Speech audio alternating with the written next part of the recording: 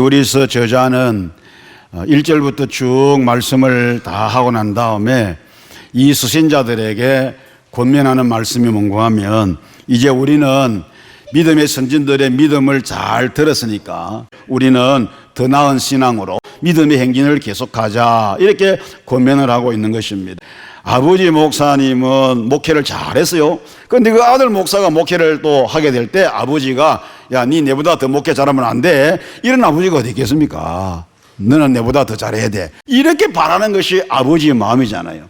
히브리서 저자가 지금까지 믿음의 선진들의 믿음을 쫙 나열해가지고 설명해주고 어떤 믿음이었다, 이렇게 살았다고 다 얘기해주고 난 다음에 마지막 결론 부분으로 이제 이 수신자들에게 부탁하는 말씀이 뭐냐면, 너희들은 더 나은 신앙으로, 더 나은 신앙으로. 뭐보다 더 나은 신앙입니까? 믿음의 선진들, 내가 지금까지 나열하고 너희들에게 가르쳐 주었던 이 믿음의 선진들의, 이 믿음의 선진들의 믿음보다 더 나은 신앙으로 믿음의 행진을 계속해라. 이것이 바로 히브리서 저자의 결론의 메시지라고 볼 수가 있는 것입니다.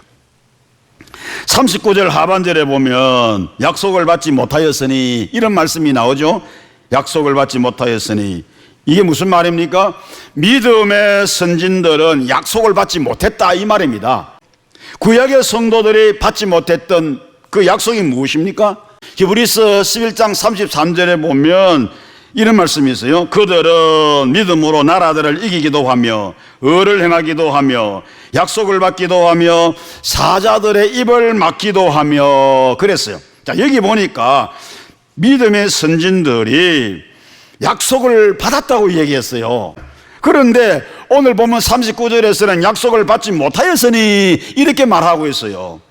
그러면 오늘 본문에서 약속을 받지 못했다는 말하고 33절에서 믿음의 조상들이 약속을 받았다라는 말하고 무슨 차이가 있느냐는 것입니다. 33절의 약속은 보면 복수형으로 되어 있습니다. 그리고 거기에 보면 정관사가 없다는 것입니다. 이것은 하나님께서 개개인에게 주신 이런저런 약속들을 얘기하는 겁니다. 예를 들어서 하나님은 아브라함에게 아들을 주시겠다라고 약속을 했어요. 아브라함은 하나님을 믿었지 않습니까? 이 아브라함은 믿음으로 약속의 아들 이삭을 선물로 받았어요. 75세 때에 하나님께로부터 부름받았던 약속, 부름받았던 이 아브라함, 그때 부름받을 때 하나님께서 분명히 아브라함에게 약속을 했어요. 그런데 10년이 지나도 못 받았어요. 20년이 지나도 못 받았어요. 그런데 25년 지나고 난 다음에 100살 때에 아브라함은 하나님께로부터 약속받았던 그 약속을 실제적으로 이삭을 선물로 그가 받았다는 사실입니다. 그러니까 아브라함은 뭡니까? 하나님이 약속하신 그 약속을 받았다는 거예요. 그런데 33절과는 달리 오늘 본문에 기록된 약속이라고 하는 단어는 복수형이 아니고 단수형입니다. 그리고 그 앞에 뭐가 붙어 있어요? 정관사가 붙어 있습니다. 그 약속 지정된 특별한 약속이라는 거예요. 하나님께서 딱 지정해 주신 약속, 그것이 바로 뭡니까? The promise. 그러면 구약의 모든 성도들이 받지 못했던 그 특정한 한 가지 약속이 무엇입니까? 그것은 바로 메시아에 대한 약속입니다. 구약의 백성들에게 메시아를 주시겠다고 많은 선지자를 통해서 얼마나 많이 이야기했습니까? 그들은 메시아신 예수 그리스도께서 오시기 전에 실제적으로 만나보지 못하고 그림자만 붙들고 그들이 살아왔어요. 약속을 받지 못했다, 그 말입니다. 그럼에도 불구하고 그들은 오실 메시아를 믿음의 눈으로 멀리서 바라보면서 기쁨으로 결국하면서 믿음 생활했다는 거 아닙니까? 얼마나 많은 사람들이 핍박을 받았어요.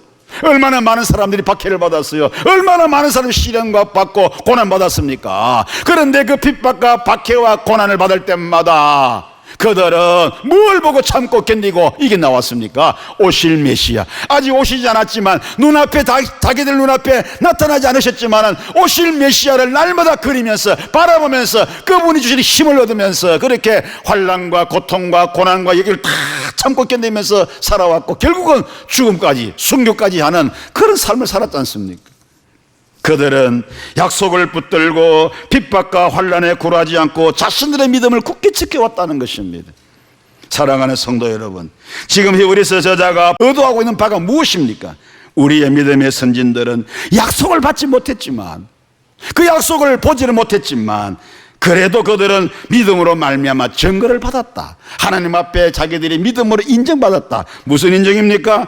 하나님을 기쁘시게 하는 사람이라고. 그리고 그들은 정말로 신앙을 지킨 사람이라고, 의로운 사람이라고, 이렇게 증거를 받았다. 이렇게 말씀을 하고 있지 않습니까?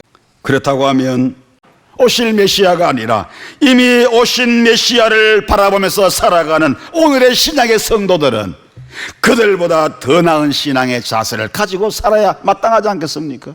함께 하신 성도 여러분, 우리는 예수 그리스도로 말미암아 하나님의 은총을 무조건적으로 받은 사람들입니다. 만일에 하나님께서 우리를 사랑하시고 우리에게 복을 주시고 구원을 주시고자 하실 때 우리에게 조건을 내건다고 하면 우리는 그 조건에 충족할 만한 삶을 절대로 살 수가 없어요. 왜냐하면 우리가 죄를 짓고 범죄함으로 말미암아 그 순간부터 타락했어요. 그때부터 선을 행할 만한 능력이 우리에게 없어요. 선을 행할 만한 능력 자체가 없어요. 예레미야 선지자가 우리에게 뭐라고 말했습니까? 만물보다 심히 부패한 것이 사람의 마음이라고 했어요. 그러니 하나님께서 우리에게 은총을 받을 만한 조건을 제시하고 너희들이 이렇게 세라 그러면 그것을 충족시킬 만한 능력 자체가 우리에게 없다는 거예요. 안 된다는 겁니다. 그러니 하나님께서 우리에게 뭡니까? 무조건 선택한, 조건 보고 선택한 게 아니라 무조건 보고 무조건 선택한 거예요. 할렐루야, 감사하시기를 축원합니다. 우리는 약속을 받았어요. 우리에게는 임마누엘의 하나님이 언제나 함께 하셔요.